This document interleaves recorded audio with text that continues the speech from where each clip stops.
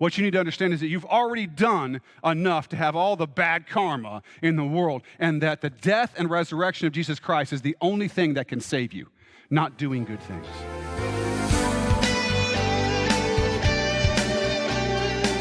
As we begin our look at the last chapter of the book of Acts, one thing Pastor David will teach us about is karma. Ever wondered about that idea? Here's Pastor David. So you remember last week, Paul and Aristarchus and Luke and 276 people or whatever it was got shipwrecked. Remember, they got in a storm, they got shipwrecked, looked like they were going to be dead. God saved them because he had already told Paul he's going. Jesus had told him, you're going to Rome. You're going to witness for me at Rome. And so he knew he was going to be all right, but God actually saved all the people who were on that ship for Paul's sake. And at the end of last week, we saw them crash, and they got onto a beach, and they were all saved. They were all alive. That's where we were. So this week, we're going to pick up from there. And this is in chapter 28. If you have your Bible, it'll also be on the screen. Verse 1, it says, "Now when they had escaped, they then found out that the island was called Malta." Okay, I think we have a map here. Right, yeah, so this is kind of the path that they took. If you remember, Caesarea Sidon, they went to Santa Claus's house, if you guys remember that one, or to the town he was from. And then and then eventually that last part of the red line there is where they were in a storm, and they ended up on a little island called Malta. So that's where they are. They've realized this place is called Malta. This island would have had, islanders that were native to the island. It would have also had, obviously, Roman, Greek folks that had come there and that had been, that had been integrated into the area. And so it says, "And the natives showed us unusual kindness, for they kindled a fire and made us all welcome because of the rain that was falling and because of the cold." So the word natives that Luke uses here is actually the Greek word barbaros, like barbarian. And for most of us, we think of barbarians like Conan the Barbarian, right? Or like these, unkempt people, whatever. That's not what it meant. Greek people used the word barbarian to refer to anyone that didn't speak Greek because of the way that they sounded when they talked, right? So it's onomatopoetic. Does everybody know what that means? Basically, it's, like boom, like words that sound like what they are. So really, they're calling barbarians because they think that when they talk, it's like bar, bar, bar, bar, because they can't understand what they're saying. Like the parents in the Peanuts cartoons, wah, wah, wah, wah.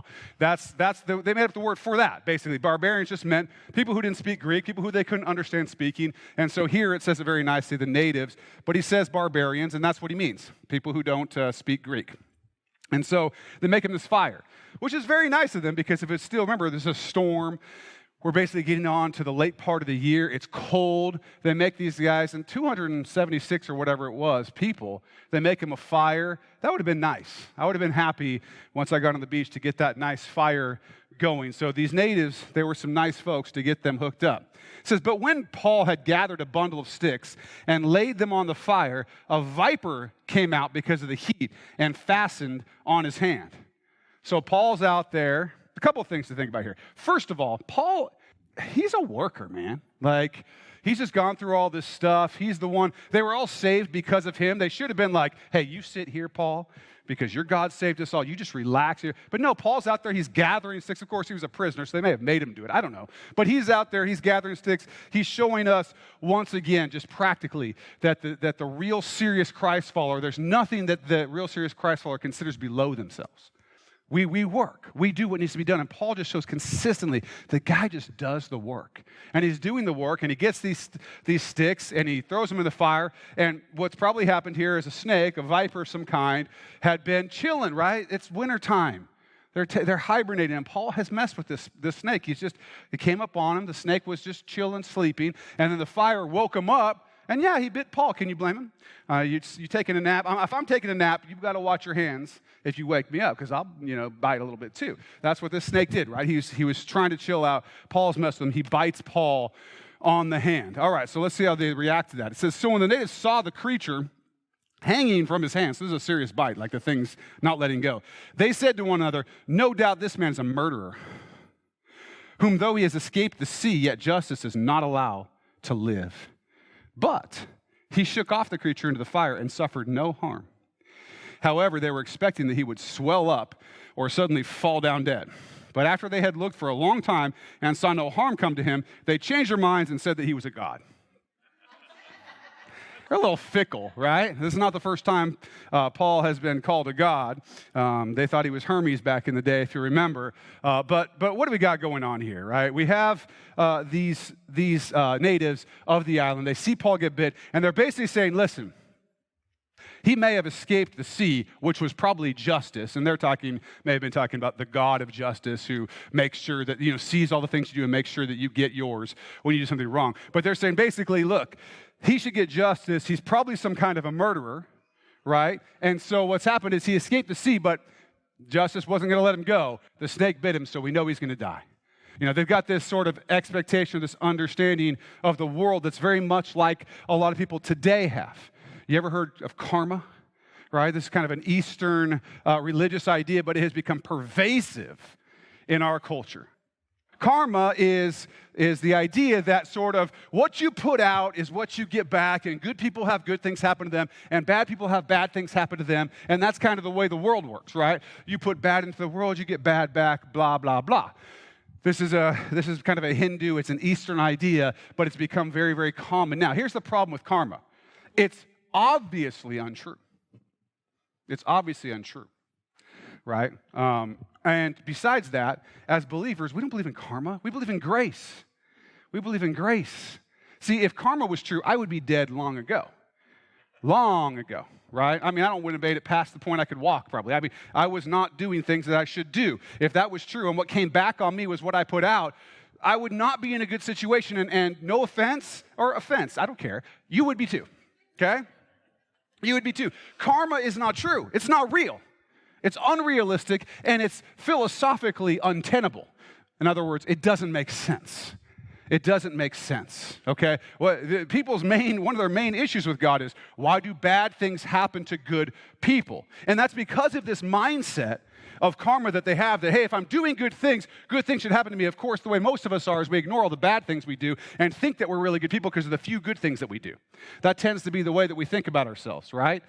C.S. Lewis talks about a guy who plays tennis and mistakes his few good shots as his normal game, and the many, many, many bad shots as his off. Well, that was just an off one. It's like, well, if you're off 99% of the time, you suck at tennis, okay?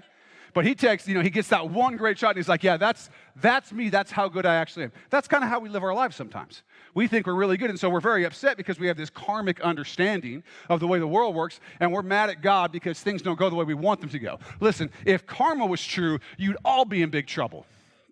You'd all be in big trouble. The fact is that we believe in grace. We believe in the grace of Jesus Christ because we have an amazing, powerful God. Even the people who Christ was around struggle with this. You might remember some instances. Oh, why is this person got this disease or whatever? Is it because he sinned? It's because his parents sinned, right? They were all worked up at one point because Pilate had killed some Galileans and mixed their blood with the sacrifices. And so they thought, these Galileans must have been especially bad to have this horrible thing happen to them. And then Jesus comes to him and he's like, no, they didn't do anything especially. You think they were any worse than anybody else because this bad thing happens to it? That's not the way it works. Then he goes on to say in verse 13:4, or those 18 on whom the tower in Siloam fell and killed them, do you think they were worse sinners than all other men who dwelt in Jerusalem? No. The truth is that the rain falls on the just and the unjust, and the sun shines on the just and the unjust. And if you get your mindset in some sort of karma mindset, hey, if I do good, good things will happen. If I do bad, bad things will happen. And it's sort of like this 1-for-1 zero-sum game that works out there. You are missing Scripture. It is not scriptural. What you need to understand is that you've already done enough to have all the bad karma in the world, and that the death and resurrection of Jesus Christ is the only thing that can save you, not doing good things. Doing good things won't save you. Now, there is, of course, a natural flow as we do things that are wise. If you save money, you're likely to have more money, right? If you treat your spouse well, they're likely to be a nicer spouse to you and whatever. Although I can give you examples where both of those things went the wrong way. And it wasn't because the person was bad. It's because we live in a fallen, cursed world, okay? Generally, I say, do good, but not for karma's sake. Not for karma's sake. Do good because you're just compelled to do good because of how just blessed and amazingly happy you are for what Jesus Christ has done for you. And don't listen to karma nonsense because it's just not true. All right. Got me off on karma for a second there. All right, so one of the other things it shows is these people on this island, you saw on the map where it is the middle of the water there. You know, these people know what right and wrong is. There's sort of this mindset that some people have that, you know, people are all different about what they think about right and wrong. All these different cultures and whatever, they all think something different about right and wrong. That's how we know it's not really objective. It's just sort of our own ideas. But the truth is that go to Malta or the deepest jungle of here or there or the island out here or there, and what you'll find is consistently, they all think most of, with very few exceptions, the same things are wrong and the same things are right. And the reason is because there is such a thing as right and wrong. And these people knew it. That's why they thought that Paul, if he was a murderer, should be in big trouble, right? Should get dead for murdering somebody. They recognized that there should be a punishment for evil that was done. And here's the thing that's important about that as believers.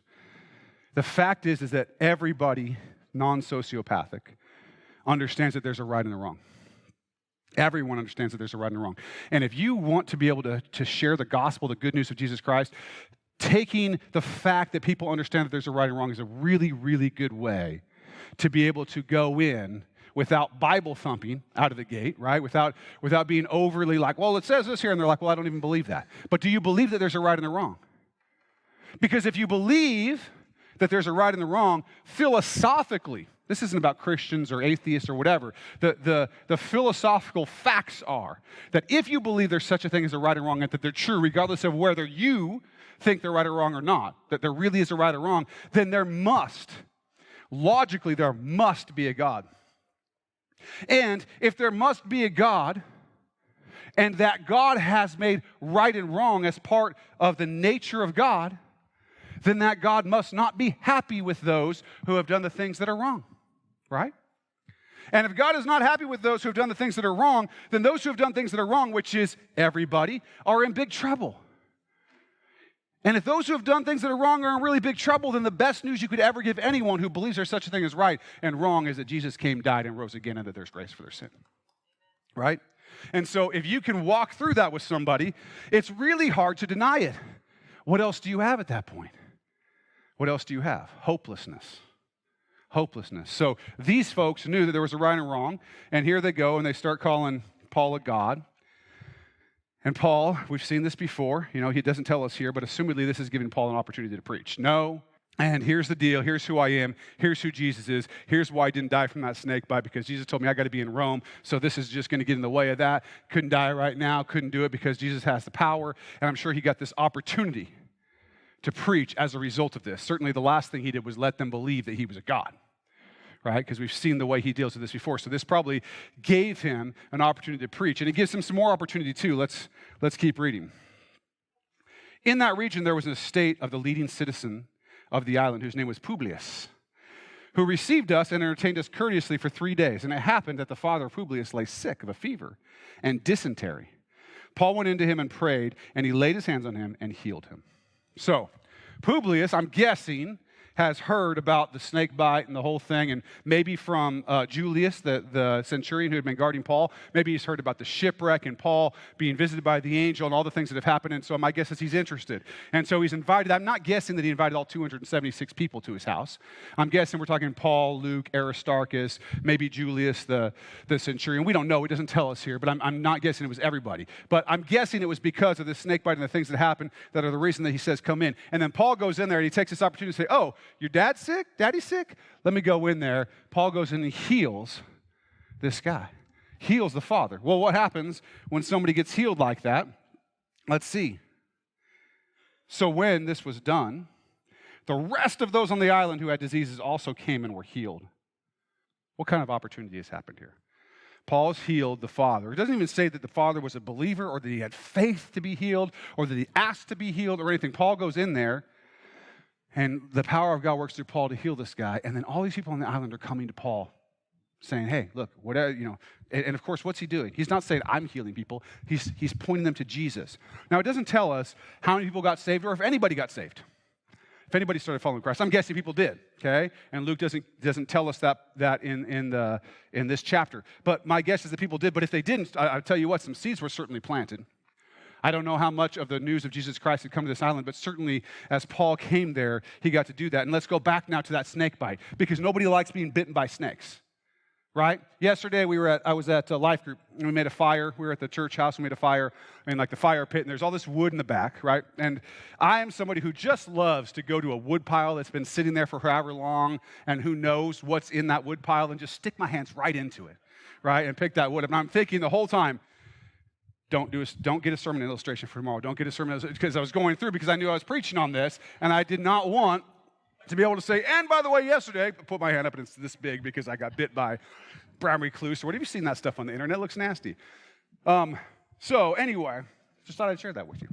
Getting some wood, and didn't want that to happen, but Paul did. The snake bites him, and I think for most of us, we'd say, man, can this guy catch a break? You know, he gets on the ship. He's like, don't go this way. They're like, no, we're going to go this way. And then they have 14 days of disaster. They crash. They get on the thing. Finally, he's safe. It's like, oh, finally, a warm fire, a minute to rest. You ever been there? Oh, things are rough. Things are rough. Storm. Oh, whoo, it looks like it's over for a minute. Snake bite.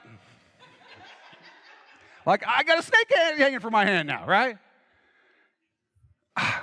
I've seen it with people in the church, right? And they're like, man, we've just been through the worst storm. Oh, and by the way, it just started up again. Something else happened, whatever. Well, that's what Paul's dealing with here. But listen, what happened as a result of it? What happened as a result of this snake bite? As a result of this snake bite, he got to go and heal an untold, we don't know, number of people on the island of Malta and bring the truth of the gospel, the good news of Jesus Christ to all these people, because he was willing to get a couple puncture wounds in his hand, right? And so when you go through these things, when you go through these difficulties, and they seem to come one after another, and you're in the storm, and then it's a snake bite, and then it's whatever, when that's going on, don't forget what was happening here. The people were watching Paul. They were watching Paul. They were looking to see what was going to happen, how he was going to react. They're watching you. They're watching you, and you do not know what opportunities for the good news, for the gospel of Jesus Christ may come your way because of what seems to you like tragedy after tragedy, difficulty after difficulty. Paul had to go through it, and the Lord used it for amazing things.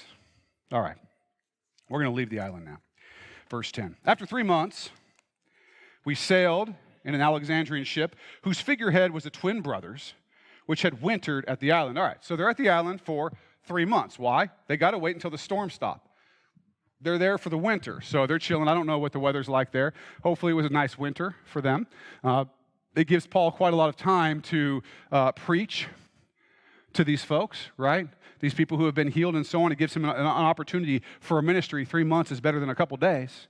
So he gets to be there for 3 months, and then off they go. They take off, right?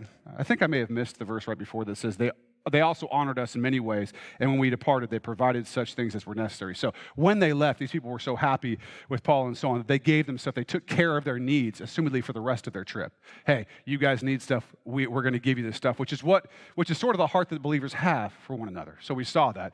Then we find out they've been there for 3 months, and then they're about to take off, and it says, and landing at Syracuse, it's not the university, we stayed 3 days. Once again, Luke just including stuff. Why do I care that they stayed in Syracuse 3 days? The truth is I don't, but Luke has included, well, I do. Luke has included it because he's being accurate, because it's what happened, because Acts is about facts. Acts really is about facts. All the details that Luke includes are things that people could have checked out for themselves, proving that these aren't just stories, they're the truth. And if you could use more of that truth in your life, come see us at Acts Church in Vancouver, Washington this Sunday morning. We'd love to meet you and share the hope and peace we've found in Christ. Get easy directions and all the info you need at actschurchnw.org. Thanks for listening, and I hope you'll check out our next episode here on Contemplate.